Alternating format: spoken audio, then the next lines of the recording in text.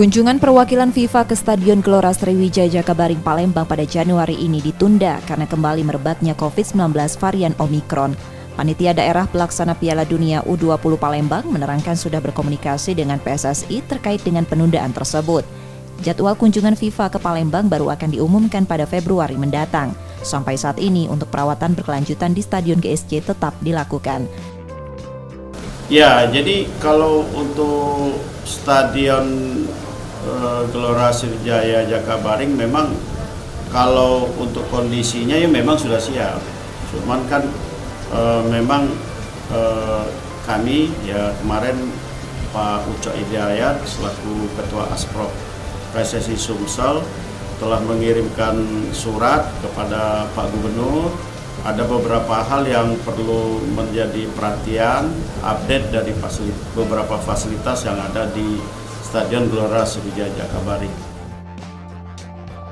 Stadion GSJ Palembang masih dalam masa sterilisasi yang dilakukan panitia daerah serta Asprov PSSI Sumsel bersama PT JSC pengelola stadion.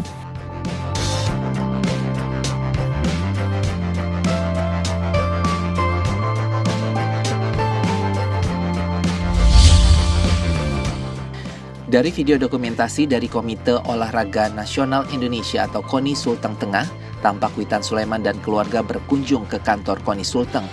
Dari kantor KONI, Witan dan rombongan ke perumahan Kelapa Gading, Sigi, Sulawesi Tengah. Di lokasi ini, Ketua KONI Sulteng, Nizar Rahmatu menunjukkan rumah hadiah dari Gubernur Sulawesi Tengah, Rusdi Masura, sebagai hadiah dari pemerintah daerah Sulawesi Tengah.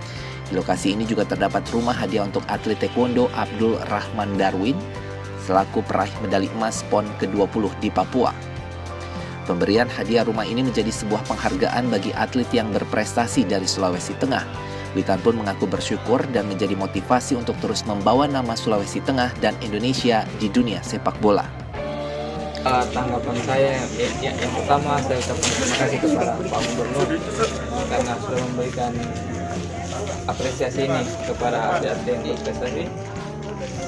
Ini akan saya jadikan motivasi buat saya ke depannya. Saya akan lebih bekerja keras lagi supaya saya bisa lebih membanggakan Sulawesi Tengah dan khususnya Indonesia. Dan semoga dengan adanya ini atlet-atlet lain juga terlebih termotivasi dengan mereka bisa berprestasi ke depan untuk mengharumkan nama Sulawesi Tengah.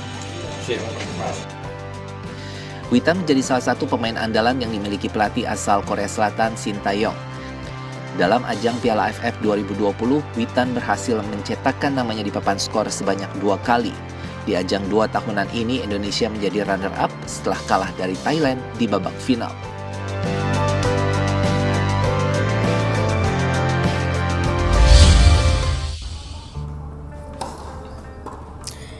Sebanyak 11 petenis telah selesai mengikuti seleksi nasional yang digelar di lapangan tenis outdoor GBK Sabtu pagi.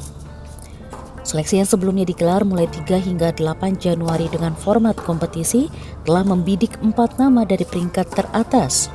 Dari hasil seleknas PPPLT, diantaranya Ahmad Imam Ma'ruf asal Papua Barat dan Muhammad Gunawan asal Jawa Timur untuk ambil bagian di tim nasional bersama petenis andalan tanah air Christopher Rungkat dan Rifki Fitriadi. Pelatih tim tenis putra Indonesia Feby Widianto menyatakan petenis yang menempati 4 peringkat teratas masih akan didiskusikan oleh PPPLT. Saya ngelihatnya dari kemenangan mereka kan berapa kali menang terus dia berapa kali kalah sih, ada 4 pemain yang kira-kira itu bakal jadi yang 4 terbaik gitu. Salah satunya ada Imam, terus Gunawan, satu lagi Tegar Abdi, sama ini masih penonton juga, tapi saya kira dengan dia berapa kali dia main udah kelihatan sih sebenarnya Rifki Sukma ya itu yang kelihatan. Mendapat kesempatan untuk bergabung ke pelatnas tenis tak akan disia-siakan perebut medali perak nomor ganda putra pada PON Papua 2021 Ahmad Imam Ma'ruf, petenis asal Papua Barat. Dirinya berjanji akan tampil all out pada semua kejuaraan internasional. Senang ya Mbak ya, karena itu membela negara ya kan ya, jadi ada semangat tersendiri, semangat patriot tersendiri untuk membela negara Indonesia kan, jadi bisa lebih semangat lagi untuk semakin giat berlatih, semakin giat untuk jaga kondisi, jaga fisik. Ya itu sih mungkin impian juga sih ya. Pada SEA Games 2022 Vietnam, PPPLT realistis dapat merebut 3 medali emas sama seperti pencapaian SEA Games 2019 Filipina. Jika PPPLT telah merampungkan skuad timnas putra, pelatnas rencananya akan bergulir pekan awal Februari.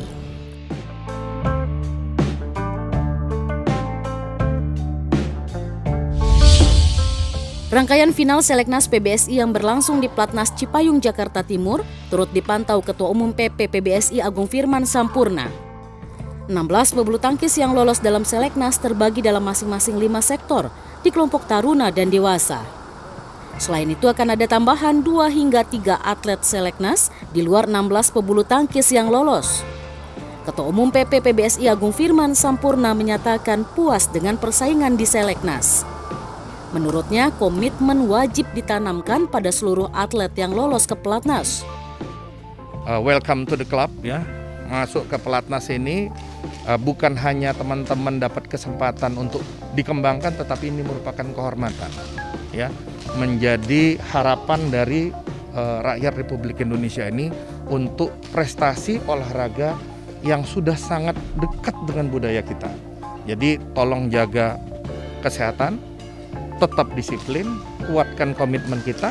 Bersyukur pasti karena kan udah juara, jadi kalau emang lolos pasti bersyukur dan mau ningkatin kualitas pastinya buat ke level selanjutnya.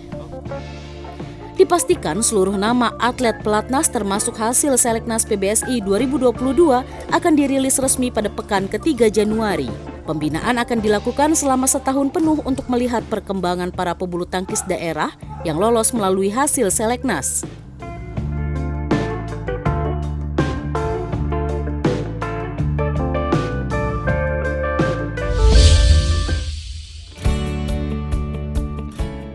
Setelah Indonesia batal menjadi tuan rumah Piala Davis dan gagalnya Bangladesh menjadi lawan matchday FIFA Indonesia, KOI dan Kemenpora bergerak cepat untuk mengusulkan aturan lain untuk atlet.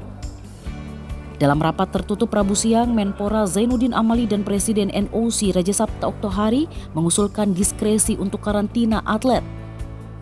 Raja Sabta Oktohari juga memaparkan beberapa usulan karantina, mulai dari sistem bubble untuk para atlet sepulang bertanding dari luar negeri hingga kedatangan atlet dari luar negeri. Diharapkan supaya prestasinya tetap terjaga. Tadi Pak Tongkoni juga menyampaikan kebugarannya tetap terjaga. Sehingga kalau toh juga ada karantina, itu bisa dilakukan bubble to bubble. Mereka tetap bisa latihan dan tidak terhalang. Kan selama ini mereka terkurung di dalam kamar. Kita hanya minta atas kebutuhan dari para atlet. Jadi kita minta karena kebutuhan dari dunia olahraga nih. Kita minta kepada pemerintah, dunia olahraga membutuhkan peraturan khusus atau diskresi terkait dengan karantina. Nah, terkait dengan kebijakannya sendiri, nah, kami juga siap apabila harus datang dan menjelaskan sehingga kebijakan itu nanti bisa maksimal.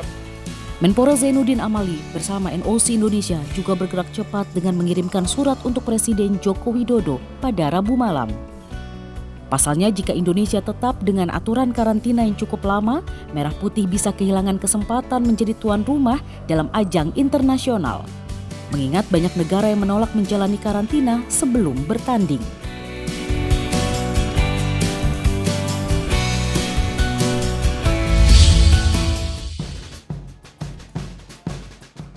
Sepanjang tahun 2022, cabang olahraga bersiap untuk turun di berbagai single event dan multi-event.